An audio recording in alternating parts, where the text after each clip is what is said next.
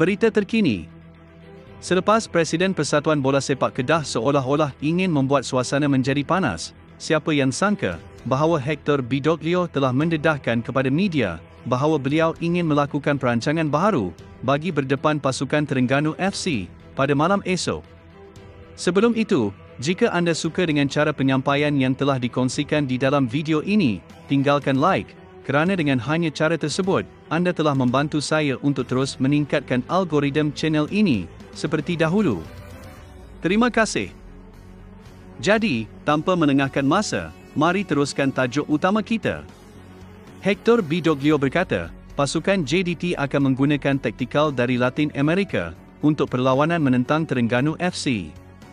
Persoalannya, mampukah penampilan taktikal Latin Amerika yang dipraktikkan oleh pengendali baharu Johor Darul Takzim itu meraih kejuaraan Piala FA selepas bertembung dengan Terengganu FC pada pentas final di Stadium Nasional Bukit Jalil malam esok?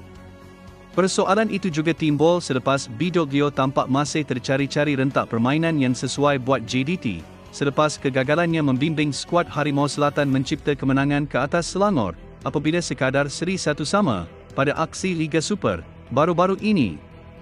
Bidoglio juga menegaskan, kami perlu ada penambahbaikan bagi mengharungi perlawanan seterusnya. Sudah seminggu selepas aksi menentang Selangor, dan pengendali kelahiran Argentina itu terlihat sedang bekerja keras untuk memperbaiki kelemahan yang ada bagi memantapkan pasukan itu menghadapi skuad kendalian Nafuzi Zain.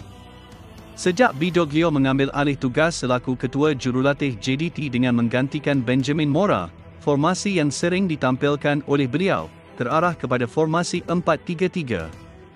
Untuk kali ini, Bidoglio akan mengubah dengan menggunakan formasi 3-5-2 dengan Corbin Ong yang akan bertindak menyusup ke posisi sayap kiri bagi membantu barisan serangan.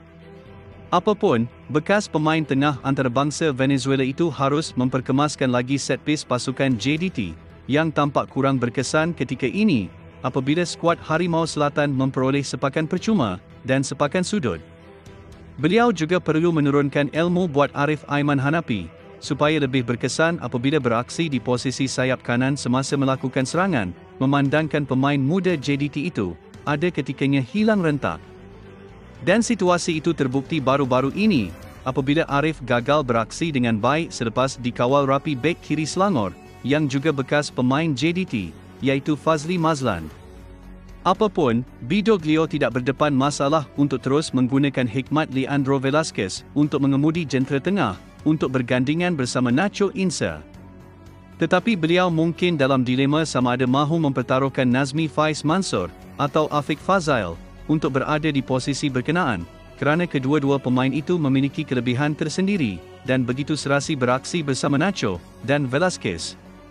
Di sebalik memperkemaskan benteng tengah, Bidoglio juga tidak terlepas untuk memperhebatkan lagi jentera serangan gandingan, iaitu Beksun da Silva dan Fernando Forestieri.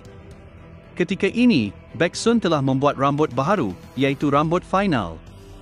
Mengulas pula berkenaan posisi pertahanan untuk pasukan JDT, Bidoglio perlu mengingatkan kepada pemain yang bakal diturunkan untuk perlawanan malam esok, sama ada menurunkan Shane Lowry, Carly De Murga, Shahrul Saad, Matt Davis, atau Jordi Amat, untuk sentiasa fokus pada aksi final itu, memandangkan kelibat Faisal Halim, Kepah Sherman, dan Cece Kipre sangat berbahaya apabila berada di dalam kotak penalti. Seandainya semua perancangan Bidoglio menjadi, tidak mustahil untuk JDT bakal mengulangi pencapaian musim 2016 dan membawa pulang Piala FA ke Johor buat kali kedua. Hector Bidoglio juga menegaskan bahawa mereka sudah melupakan apa yang sudah terjadi ketika gagal menumpaskan KL City FC dalam final Piala FA dan kekalahan pada final Piala Malaysia ketika itu telah memberi pengajaran berguna buat JDT bagi memastikan mimpi ngeri yang sama tidak akan berulang sekali lagi pada final malam esok. Bidoglio berkata, kita tidak berfikir mengenai masa lalu, kerana kita sentiasa memandang ke depan.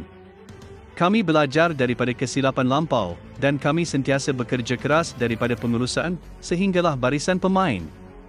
Saya akan meneruskan apa yang telah dilakukan oleh jurulatih terdahulu, dan mengekalkan intensiti yang sama, serta bekerja keras. Saya akan tunjukkan cara saya untuk memenangi perlawanan ini. Kami menghormati TFC, tetapi saya yakin kita mampu memberikan persembahan yang terbaik. Jadi, kami berharap perlawanan akan berpihak kepada kita untuk JDT. Itulah kata-kata dari Bidoglio pada sidang media pra-perlawanan di Stadium Nasional Bukit Jalil hari ini.